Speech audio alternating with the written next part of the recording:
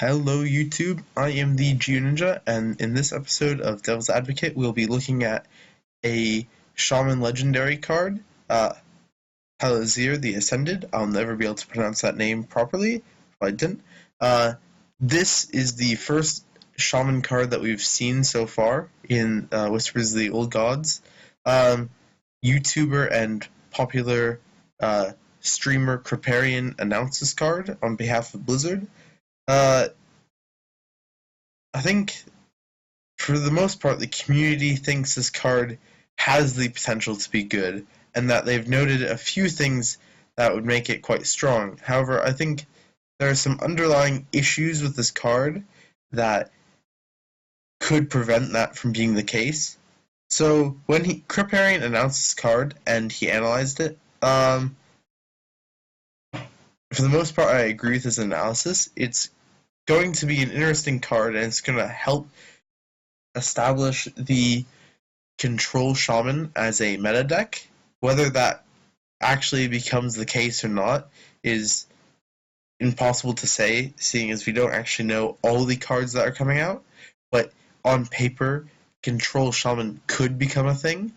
That's one of the main points, but there's one issue I think that really makes me think whether this card could be usable or not, and that's the fact that there is one underlying issue with the text that isn't resolved, and at the moment it's really anyone's guess because we don't really know how Blizzard set this card to interact or how it's coded, and the issue comes in the wording. So whenever your spell deals damage, restore that much health to your hero, that text doesn't specify whether it works on AoE effects or just single target spells.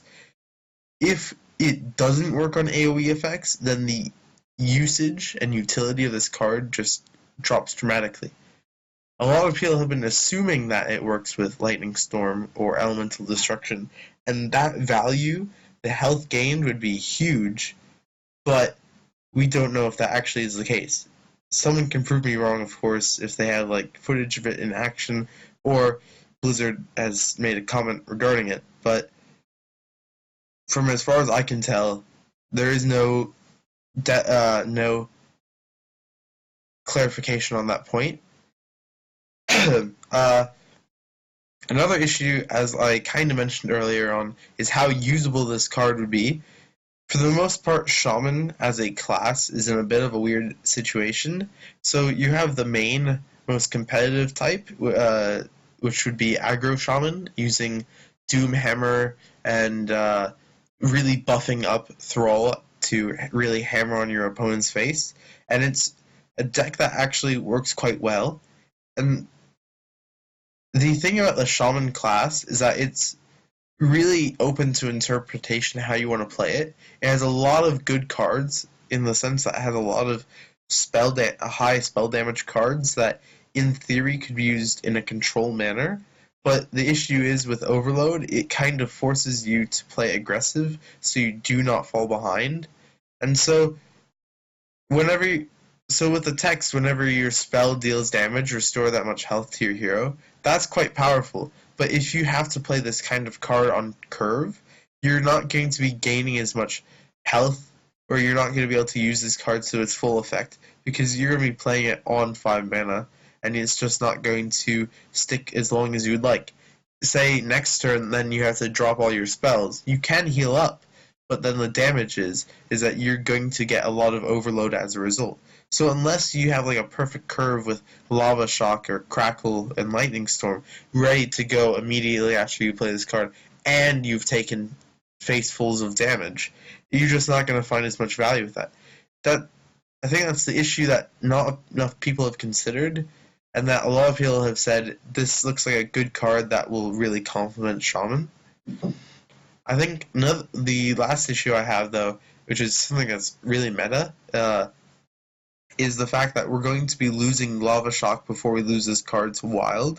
So, really, Shaman's only answer to having overloaded cards and playing a kind of long game play is with Lava Shock, and you see it in almost every Shaman deck that I can think of off the top of my head. Even aggro decks use it, just because of how versatile it is and how much you need to use it. I think a lot of people have noted that Overload as a mechanic has some flaws in it that should be addressed. I think hopefully those do get addressed. But as mentioned, I don't see that coming anytime soon. But without Lava Shock, then it hurts the usability of a Control Shaman deck even more, because you really need to focus on board control as well as having the strong game. And with Shaman in its current state, even a good card like this might not make the grade. Thank you for watching. I hope you enjoyed this video. Click in the top left corner for next episode if there is one. Please leave a like or comment. Just gives me some incentive to do some work doing this program. I hope you enjoy it, and I'll see you next time.